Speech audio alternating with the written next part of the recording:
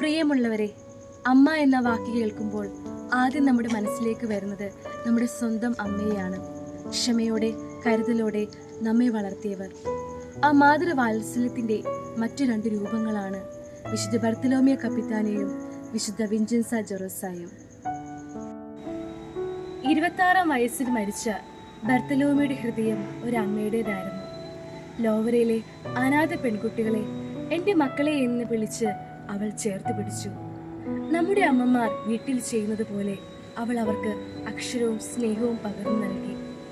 അവളുടെ വാത്സല്യം കണ്ണുനീർ തുടയ്ക്കുന്ന കൈകളിലായിരുന്നു. ധനികയായ വിൻസെൻസ പാവങ്ങളുടെ അമ്മയായി. രോഗികളുടെ കട്ടിലിനരികിൽ രാത്രി മുഴുവൻ ഇരുന്ന് അവൾ അവരെ ശുശ്രൂഷിച്ചു. നമ്മുടെ അമ്മമാർ രാത്രി ഉറങ്ങാതെ നമ്മെ പരിചരിച്ചതുപോലെ അവളും സ്നേഹത്തിൻ്റെ അടയാളമായി.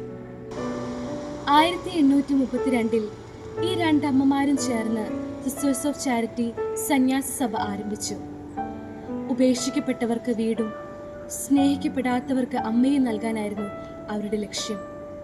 ഇന്നും സമർപ്പണ ജീവിതത്തിലൂടെ ഞങ്ങൾ ആ മാതൃവാത്സല്യം തുടരുന്നു. വിശുദ്ധ ബർത്തലോമിയെ, വിശുദ്ധ വിൻസെൻസായി, ഉപേക്ഷിക്കപ്പെട്ട കുഞ്ഞുങ്ങൾക്കും ഏകാന്തത അനുഭവിക്കുന്നവർക്കും വേണ്ടി ദൈവസന്നിധിയിൽ മാധ്യസ്ഥം വഹിക്കണമേ. അമ്മയുടെ കരുതലോടെ മറ്റുള്ളവരെ സ്നേഹിക്കുവാൻ ഞങ്ങളെ പഠിപ്പിക്കണമേ.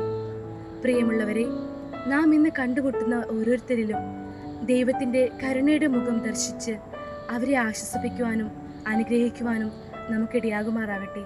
ദൈവം നമ്മെ അനുഗ്രഹിക്കട്ടെ. ആമേൻ.